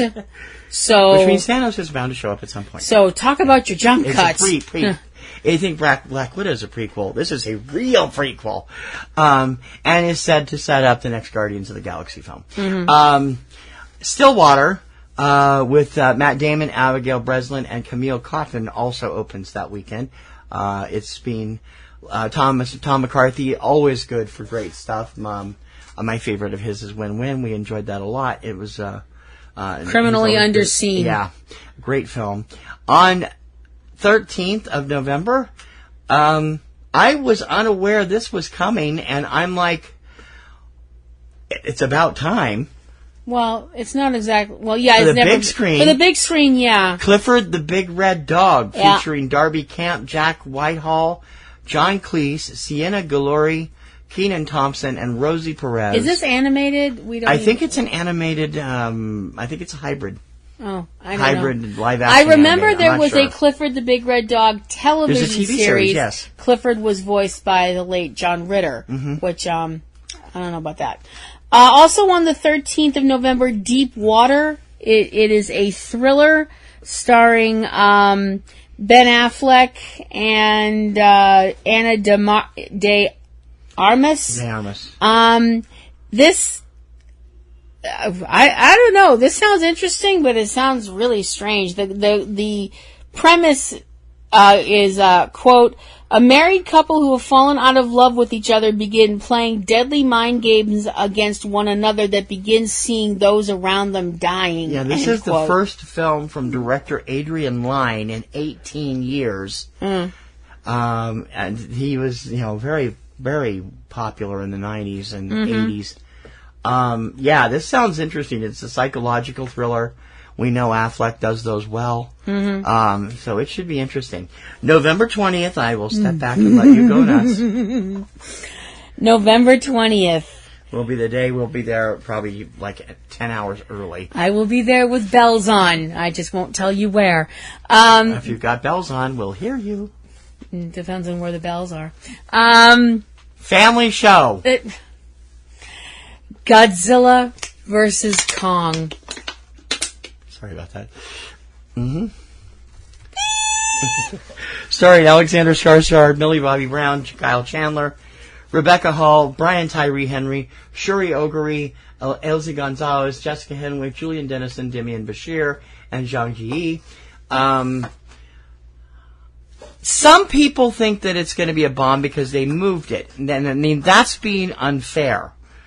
Godzilla King of the Monsters was a lesser hit than Godzilla, but it wasn't a strict bomb. It did make its money back just barely. Yeah. And this film is being directed by Adam Wingard. Adam is a amazing director who normally does horror films. He's best known probably for the VHS movies and for A Horrible Way to Die, which we've talked about was his debut. Which if you have not Phenomenally seen, good find film. it. I have that confidence in him that I'm willing to risk this film. I also know that they'll have to show them in daylight because you're not going to be able to see Kong in the dark. So we might actually get to see a Godzilla battle in this film. She's giving me the Kermit bitch face. And now I rebuttal to that. Well, honey, you got to give me. The movies are great, but you really like that. Like I said when we did the Poppies and Rosies, Just 'Cause We Can's. The battle at Fenway was nothing because you couldn't see half of it. It was too dark. Happiest Season is also out that day. Comedy drama with Kristen Stewart and Mackenzie Davis. Directed by Clea Duvall, also the screenwriter. On November 25th, Raya and the Last Dragon from Walt Disney Pictures. The animated film features the voices of Cassie Steele and Awkwafina. And King Richard, the sports bio, starring Will Smith in the title role. Mm-hmm. And just in time for Thanksgiving. King Richard, by the way, is about the gentleman who is the father of both Serena and Venus Williams, who's a tennis coach. Yes, on November 30th, Escape Room 2 debuts. The cast includes Taylor Russell, Logan Miller, Isabel Furman, Thomas Coquerel, Holland Roden, Carlito Olivero, and India Moore. Now, to their credit, they left a cliffhanger at the end of the first Escape Room. Okay. And I just moved the page here. Taylor Russell and Logan Miller are the survivors from the first movie. Mm-hmm. They're coming back for the second. They're trying to catch the guy that did this to them in the first movie. So I don't know whether they'll actually get there or not. The first movie actually did get some decent reviews. Not great, but decent. Entering into December. So there's nothing coming out on December 5th? It doesn't look like it. As of right now, it doesn't look like it, no. Actually, it'll be December 4th. Mm-hmm. Yeah, there'll probably be something there eventually. Yeah, eventually. Now, December, I'm going to use this to segue into this next topic of ours. We'll run through this, and then we'll come back real quick. December 11th is Samaritan with Sylvester Stallone. I don't know much about that. I don't know anything about that. Films. And then, on the same date yet, December 18th, 3 monster budget films are going to take on each other, and I honestly think all 3 of them are going to crash and burn. The remake of Dune, with Timothy Chalamet, Rebecca Ferguson, Arthur Isaac, Josh Brolin, Stellan Skarsgård, Dave Bautista, Zendaya, David Dastmalchian, Chen Chang, Charlotte Rampling, Stephen McKinley Henderson, Jason Momoa, and Javier Bardem. The horribly miscast remake of the musical version of West Side Story, directed by Steven Spielberg, starring Ansel Elgort, Rachel Zegler, Ariana DeBose, David Alvarez, Corey Stoll, Brian Darcy James, Maddie Ziegler, and Rita Moreno. And the 30 Years Too Late sequel, Coming to, the number 2, America, with Eddie Murphy, Arsenio Hall, Jermaine Fowler, Wesley Snipes, Leslie Jones, and James Earl Jones. Mm-hmm. Now, I'm going to discuss this now because we only have 2 more weeks to go. 2020 has unleashed a rash of reboots, remakes, and sequels. Yep. More than I've ever seen in any other previous year. Now, given the fact, first of all, let's talk about West Side Story. Given the fact that big budget musicals have not, they came back for a little while. Chicago was the biggest of them. But they've also done adaptations of other things. Yeah, Mamma Mia was huge. Mamma Mia, well, that doesn't really count though. But Les Mis, critical hit, but did not do that well at the box office. Into the Woods tanked. Cats tanked. Gee, both of those had James Corden in them. Rock of Ages. Rock of Ages tanked. Which didn't deserve it. No, it was fun. And then Spielberg decides he wants to do West Side Story. And he's going to revise the movie a bit by making the Jets a Caucasian gang led by Ansel Elgort. They had to do that because there's no way in hell Ansel Elgort is going to pass for Italian. He's too blonde and it just isn't going to work. And then comes word that they've rewritten some of the song lyrics to make them more palatable to modern audiences. Mm-hmm. I think this film is going to crash and burn. I really do. I think this you're could right. end Spielberg's career.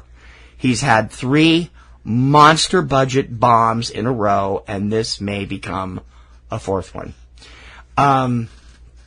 Dune has never worked on the screen. They did it in 1984. It was a bomb. David Lynch directed it. They did it as a Sci-Fi Channel miniseries. One of the biggest bombs in the history of that network. Now, they're trying to do it on the big screen again. They're intending, it's going to end halfway through the book. They're intending for a sequel in 2 years. Denis Villeneuve is a master of science fiction, but I don't think even he can save Dune. I really don't. And what I've seen coming out of this film, I'm just not encouraged, despite the cast. And Coming to America, I mean, who's been asking for this sequel? I don't know. I haven't. No. It has a built-in audience, I suppose. This weekend is going to be really, truly crash and burn Hollywood crashes and burns weekend. If they continue scheduled the way they are. They need to bump one of these to that empty December 4th. And I would do Coming to America because the other 2 are not going to be salvageable anyway. On December 23rd, Tom and Jerry, live action animation hybrid with Chloe Grace Moritz, Michael Pena, Colin Jost, Rob Delaney, and Ken Jeong, in which Chloe teams up with Tom to try and stop Jerry's mischievous antics as she's trying to prepare for a big final or something. I don't know what it is. And The Croods 2, based on the original film, with Nicolas Cage, Emma Stone, Ryan Reynolds, Catherine Keener, Cloris Leachman, Clark Duke, Leslie Mann, Kelly Marie Tran, and Peter Dinklage providing the voices. Again, you have two things that are going to be competing directly with each other. They're both family animation films. I don't know what the studios are thinking about this December, but it's going to be a colossal train wreck if they're not careful. Mm-hmm. I mean, real train wreck. On the 25th, the serious movies are coming out. Oh, man, this movie sounds like it's going to hurt. The Tomorrow War with Chris Pratt, Yvonne Strahovski, J.K. Simmons, Betty Gilpin, Sam Richardson, and Keith Powers. Yep. I don't know much about that one. Quote, the tale of a futuristic war rests upon one man's abilities to confront the ghosts of his past. Humanity is losing to an alien invasion, so to fight back, scientists develop a way to draft soldiers from the past to fight the war. End quote. Oh, dear. Well, I'm sorry, but if you can do that, why don't you just go all the way back to the dinosaur period and get a couple of T-Rexes so they eat the aliens and that's it, and we all go home. News of the World, adventure drama with Tom Hanks, Neil Sandilands, Thomas Francis Murphy, and Mare Winningham. And The Last Duel. This one has me intrigued. It's a thriller. Look at this. Look at the credits behind this. Directed by Ridley Scott, written by Ben Affleck, Matt Damon, and Nicole Holofcener. Whoa. With Matt Damon, Ben Affleck, Jodie Corner, and Adam Driver. Mm-hmm. This has a pedigree and a half. It does, definitely. So I don't know. I have not heard much of that, but no, neither have I. So those are the major films that we know of right now coming out in 2020. When we come back, we're going to talk a little bit more about a couple of other aspects of the year, and then we have a couple of other segments to bring up, and that's all coming up when Subject Cinema 2020 returns. Woohoo!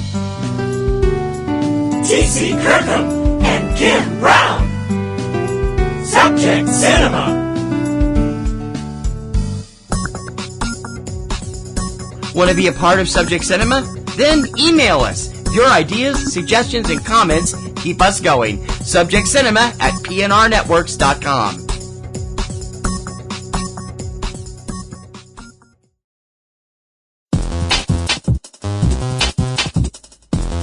Keep connected to Subject Cinema and all the great PNR Network shows and sites.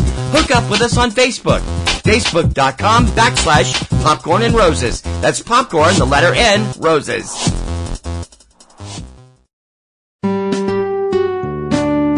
Subject Cinema.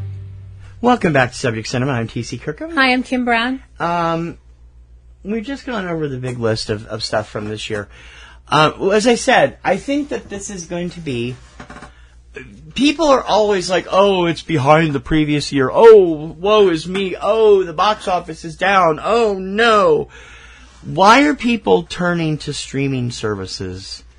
Because Hollywood is putting out crap movie after crap movie after crap movie. I mean, really. The number of sequels, reboots, and remakes on this year's schedule is terrifying. They outweigh the original stuff 2-1. And I'm like, what are they doing? Especially after last year. 2019 saw almost every sequel, reboot, or remake fall flat on its face, including huge budget movies, Men in Black International, which they should have known better, and Terminator Dark Fate. Yep. Terminator Dark Fate, which is taking a cue from Halloween and disowning everything after T2. Mm-hmm. We have that happening this year with Halloween Kills is coming back, only the first Halloween and then the 2018 Halloween and so on and so forth. And a couple of other movies coming out this year disown earlier sequels. The problem with most of the sequels is a lot of them are to films that have been made decades ago. Yeah, they're sequels nobody for the most Bad part. Boys for Life. Nobody asked for. Which probably will be a hit because there's nothing really opposite it except Doolittle, and they're going to be different audiences. And Ghostbusters Afterlife. And Coming to, number 2, America. These are 3 films that I really are going to hinge on what the reviewers say and whether or not they really have that same vibe from the original film. Mm-hmm. And Ghostbusters has got to strike against it because both Ghostbusters 2 in 1989 and the remake of it, the female remake of it in 2016, 17, both were critical bombs. And the latter was a complete bomb. So, I mean, why is Hollywood up to doing this? I don't know. I really don't. I mean, well, the thing is, when it comes to certain things like when they readapt a written work, you know, that's one thing. Yeah, Wendy is one thing, Call of the Wild. Those are all based on books. Every generation, every movie generation, you get people that want to try and, well, you know, I want to do this book, but now I want to cast whomever as this role. That's why one of the most, I read it somewhere, one of the most played parts in cinema, like that has been, the part's been played by a multitude of different actors, is Sherlock Holmes. Yeah. Because you can take that character and you can use him, and, you know, you could use Conan Doyle's original works, or you could use, you know, other people's works and stuff like that, and you have all these different actors that want to put their own spin on a character like that because it's such a seminal character. I think the only character that's ever been played more in the movies is probably Jesus Christ. Or different interpretations. Or Dracula. Or Count Dracula's a good yeah. one too, yeah. Yeah. Those are all 3 up there in the number of portrayals they've had on and Frankenstein, I suppose, too. Frankenstein's monster, probably, yeah. But when it comes to what Hollywood's doing, for the most part, I think it's just the simple fact that they feel like, you know, this made money before, they'll go see it again. Or, you know, that I think Chris Rock is an idiot for trying to revive the Saw franchise, because the Saw franchise has seen diminishing returns, every single one, over the last decade and a half. The first one was a critical hit. The second one was a commercial hit. 3 through 8 were not hits. They weren't critical hits. They didn't really do anything. They made money. Not really. They made enough money. They made enough money that they kept getting sequels, so somebody was going to... So did the Friday the 13th movies. So, well, that's my point. Somebody was going to see them. Look at the Purge movies. Oh, God. These are films. These are films that, you know, the critics are like, this is terrible. Well, some of the critics actually liked the 4th one, which surprised me. Well, a lot of critics like them because they can use them to prop up, well, if this party wins the election, this is going to happen. Right. And you get that on both. This is the same thing with the Hunger Games. You know, you have people that want to use a movie as a political platform to scare people into being like, well, if the other side wins, this is what life's going to be like, blah, blah, blah, blah, blah. It's a movie. Calm down. Stop it. It's just a movie. You really should just relax. For sure. I'm feeling bad for Steven Spielberg. Spielberg is a legend in the industry. He's been a filmmaker of my generation. He started big with Jaws in the 1970s. And the last 2 films he did, last 3 films he did, actually, which were Indiana Jones and the Kingdom of the Crystal Skull, the BFG, and Ready Player One, have not been the huge hits they were expecting to be. No. The BFG outright bombed. Ready Player One got decent reviews, great performances from Ty Sheridan and a couple of other people, but barely made its money back. And Indiana Jones and the Kingdom of the Close Encounter did the fans weren't happy. Yeah. So West Side Story is his last shot. I'm sorry. I don't know if it's his last It's shot. his last shot. The man is in his 70s, and while Spielberg Clint Eastwood continues to go forward, with his movies. Yeah, but they're not doing all that well either. Well, they do well. They do well in the box office. They don't do well. Richard Jewell's the first one to fall flat on its face. Even the 1517 to Paris was number 2 that weekend it came out. Right. So, West Side Story, I admire Spielberg for wanting to redo it. It's a very tough movie to redo. Mm-hmm. Messing with the politically correct part of it is not a smart thing to do. In fact, the Bernstein estate, I thought they said sued them to try and prevent that from happening. I don't know. I haven't heard anything about it. It may have been just a rumor. But I understand they've completely rewritten several of the songs. Mm-hmm. They've cut a couple of the songs, including Maria, which is that's seminal stupid. Song. Oh my gosh, what are you kidding? I don't know what they're doing with it, and I've seen the trailer. The little not trailer. It was a little behind the scenes clip that they put out about 3 or 4 weeks ago. And I'm looking, and the first thing I thought of is, my God, Ansel's career is going to be over before he's 25 because he keeps picking terrible movies to do. Mm. I mean, here is a guy who shot to superstardom in The Fault in Our Stars, got great reviews, won several awards, and then has done nothing good except Baby Driver in the 4 years since then. Mm. The Goldfinch was a monster flop. Yep. So obviously that's something that Van Wolfhard couldn't say because he was in that too. I don't know. I mean, what do you think? What do I think about West Side Story? The Spielberg thing, yeah. Well, my whole thing is the simple fact that, first of all, people are acting like this is some original story with West Side Story. I'm like, you guys do realize this is based on Romeo and Juliet, story, right? Yeah. Yeah. Doesn't seem like a lot of people realize that. No, but see, that's another thing.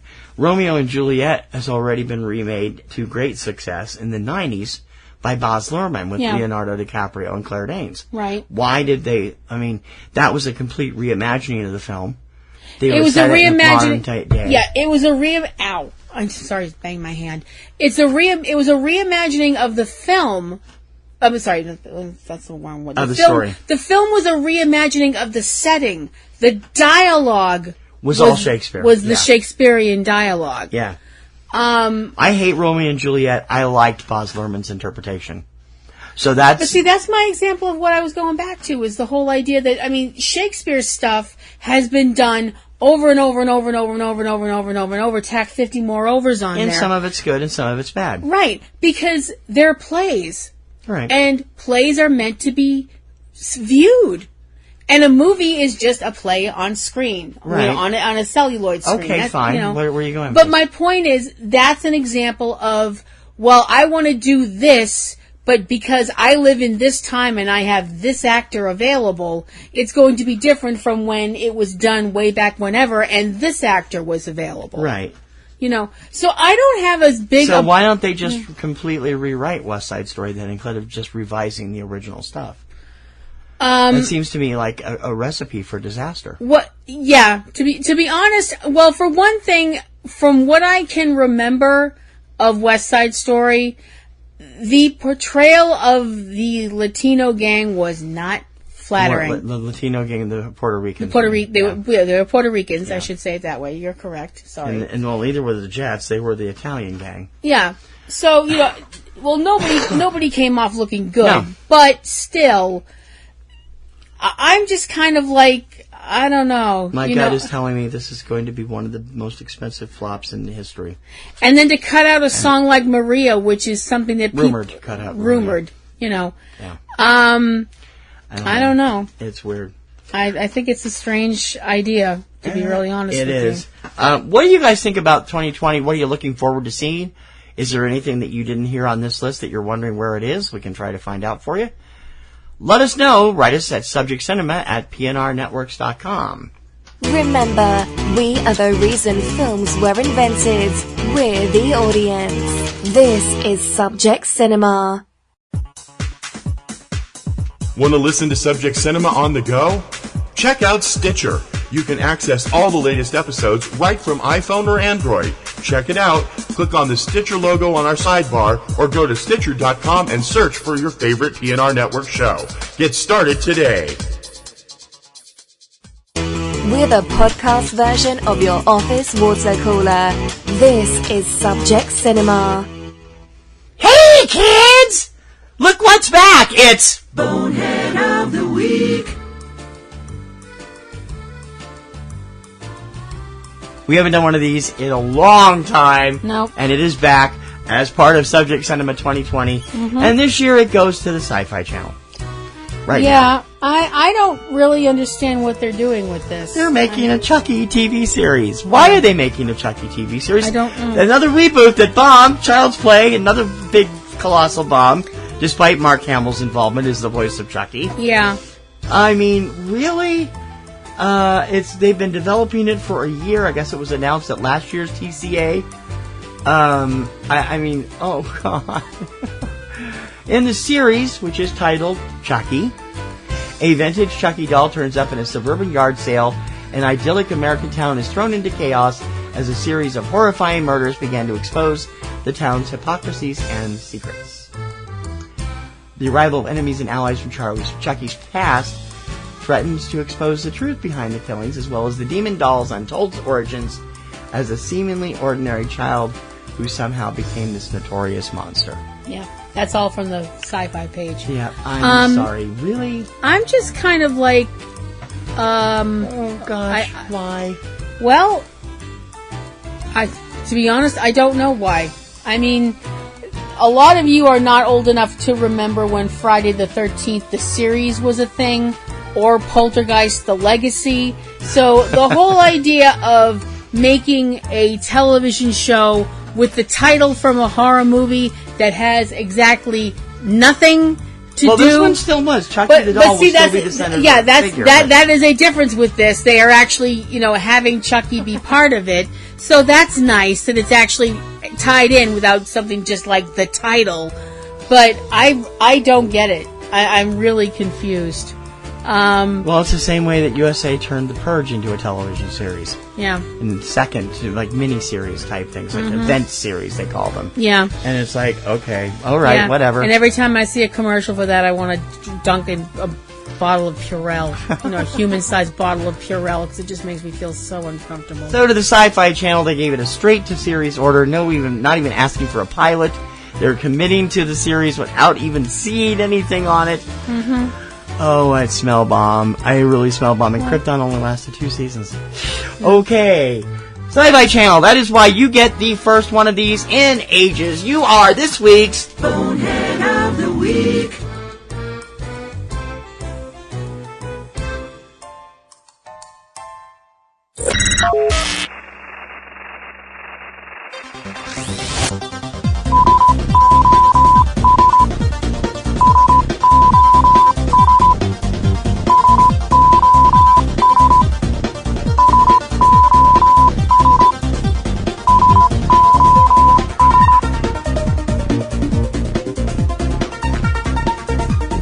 Save our screens!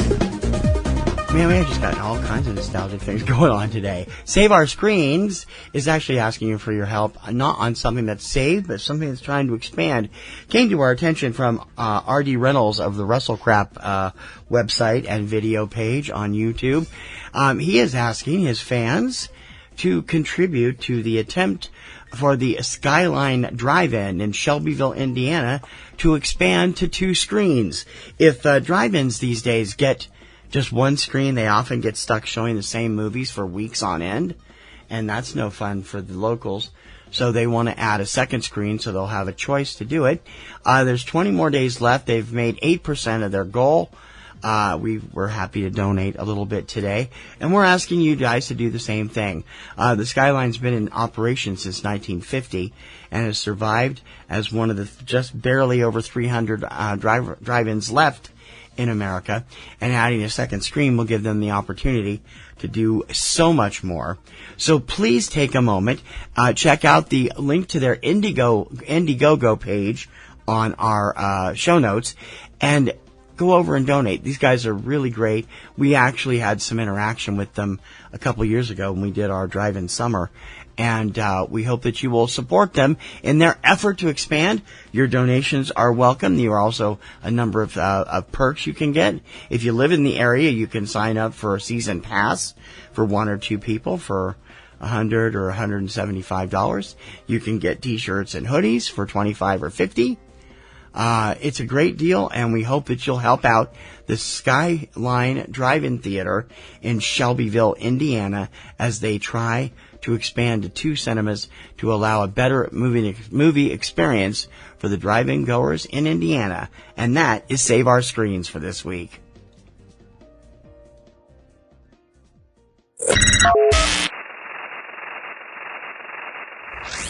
Before we step on into the sunset this week, we want to acknowledge some passings that have happened since we did our massive passings show at the end of December. Jack Sheldon passed away on December 27th. He was 88 years old. Sheldon, for many years, was the trumpeter in the Merv Griffin Show's band.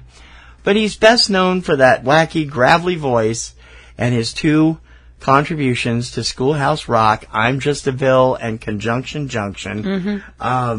He was a legend in the jazz music field, doing all kinds of I'm sure he did other stuff, too, years. For there, though. He also acted in a few things as well. But I mean, like other Schoolhouse Rock things, I'm pretty sure he was the voice behind Rufus Xavier Sarsaparilla, which is one of my favorite ones. I love that one. He also did The Tale of Mr. Morton for the later ones. And the Planet Earth one about energy. Energy. Yeah, he did a lot more, but those are the 2 that he's best known for.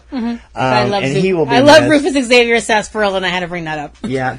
Writer, comedian, actor Buck Henry passed away on January 8th. I've forgotten his age, 88, 89, something like that. Buck was the writer of The Graduate. He did a lot more. And I'm sorry, I said this on one of the online forums today. I think it was on MeTV. Is it wrong of me that this man who helped co-create Get Smart, who was a big writer on Catch-22 film and The Graduate, and he'd done acting and all kinds of things, and all I really can remember him for is playing a creepy pedophile uncle in numerous Saturday Night Live sketches in the 1970s. I know. He played this creepy uncle to the preteen girls, played by Lorraine Newman and Gilda Radner. They weren't funny then. They aren't funny now. They were damn creepy. They were uncomfortable then. Yeah. They are exceedingly uncomfortable and that's now. a shame that's all I can remember by him. That's where I knew him best, was from Saturday Night Live. Right. And I mean, he's had this storied career both before and after that. Ed Burns also passed away on January 8th. He was 87. Ed was best known as Cookie on the television series 77 Sunset Strip.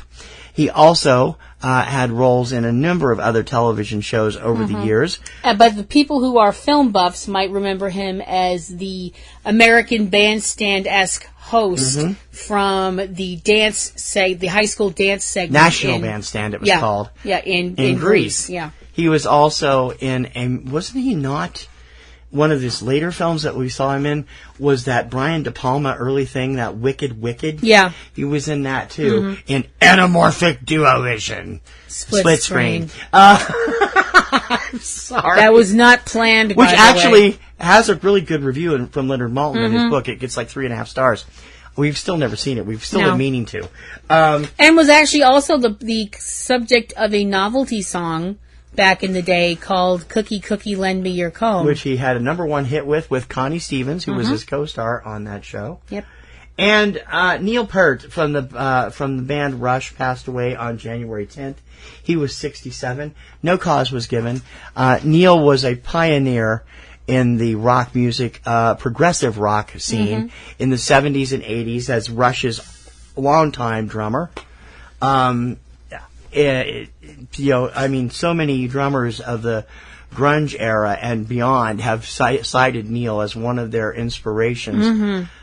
He was truly something else, and Rush will always be poorer without his being on stage with them. As I said, he was 67. Yep. So we want to pass our condolences to their families and friends and ask them to take a final bow. Yep. Hopefully we won't have too many more. We will, but it's always hard when we have to talk about those on the show. Next week, we ask you to join us on Subject Cinema 2020 as we turn our cameras from TV, from the big screen to television. One of my favorite television programs is celebrating its 20th anniversary this year, and we are going to pay tribute to it. We've done so. We've brought it up a number of times on this show. We even did a spoof of it as a promo once. And I can't wait to talk about it, and we hope you will join us for celebrating 20 years of America's Test Kitchen next week on Subject Cinema. Subject Cinema number 644. And we hope you will check out all the other shows that are part of our little island of misfit toys. I have 2 solo shows, Platinum Rose's Garden and Ring Around the Rosie. Platinum Rose's Garden will be back next weekend. Yes, it will. And Ring Around the Rosie every Wednesday with the latest in wrestling. Your insights on pay-per-views and generally what's going on. And it's fun. If you like wrestling and haven't listened to her, there are no other wrestling podcasts hosted by women. I would also like to bring up that neither of those shows are safe for work because I swear. But they're fun to listen to. A lot. Catastrophe Vortex makes its long-awaited return to the airwaves on Monday, April 13th, with The Towering Inferno. Upcoming in weeks ahead, we will talk about Deluge, The Quake, and a number of other things. I will be doing these now in 10-week blocks, and then taking some time off. There'll be 3 or 4 of them a year. And I hope that you will come over. Join me at CatastropheVortex.com. And catch our brand new shows. It's going to be fun, and I hope that you'll be there for the Master of Disaster. That's me. Also, join me every Tuesday and Friday for our mini shows, 3-Minute Weekend and Tuesday Digidex. Get the lowdown on new releases in theaters on Friday and home video on Tuesday. And we don't want to forget, although it's been away for a while again, Front Row 5 and 10 will be back shortly. So please keep a lookout for it, probably this Thursday, maybe next Thursday. It will be back before the end of January, so please keep an eye.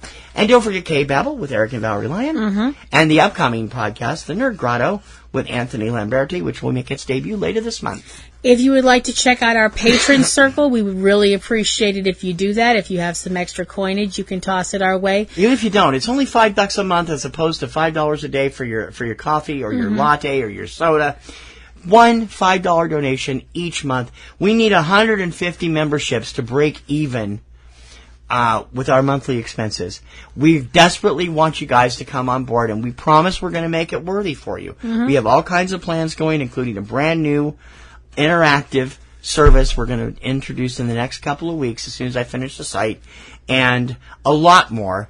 Patron Circle is $5 a month. Please come over, patreon.com/PNRNetworks. Remember, you're supporting not just Kim and I, but also Eric and Valerie and Anthony and all of our sites and podcasts.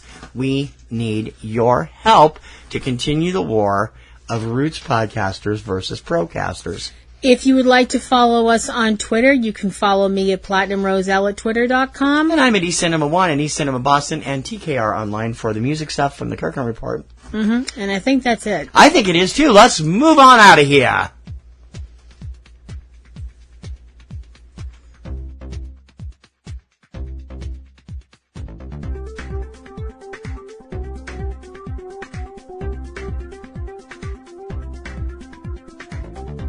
For Subject Cinema 2020, I'm T.C. Kirkham. I'm Kim Brown. May your popcorn always be buttered. And may your roses always be in bloom. Let's make 2020 a great year. Yeah!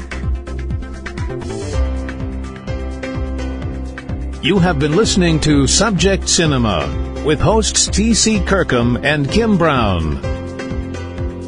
Subject Cinema is produced by PNRNetworks, Boston, Massachusetts, which is solely responsible for its content. Subject Cinema is copyright 2020 by PNRNetworks under a Creative Commons license. Check out a new episode of Subject Cinema every weekend. Until next time, this is Bob Taylor for Subject Cinema, and we'll see you at the movies. Okay, I love you. Bye-bye.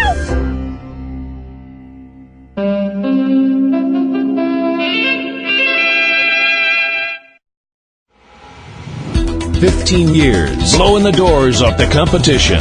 Podcasting to planet Earth. PNRNetworks.com.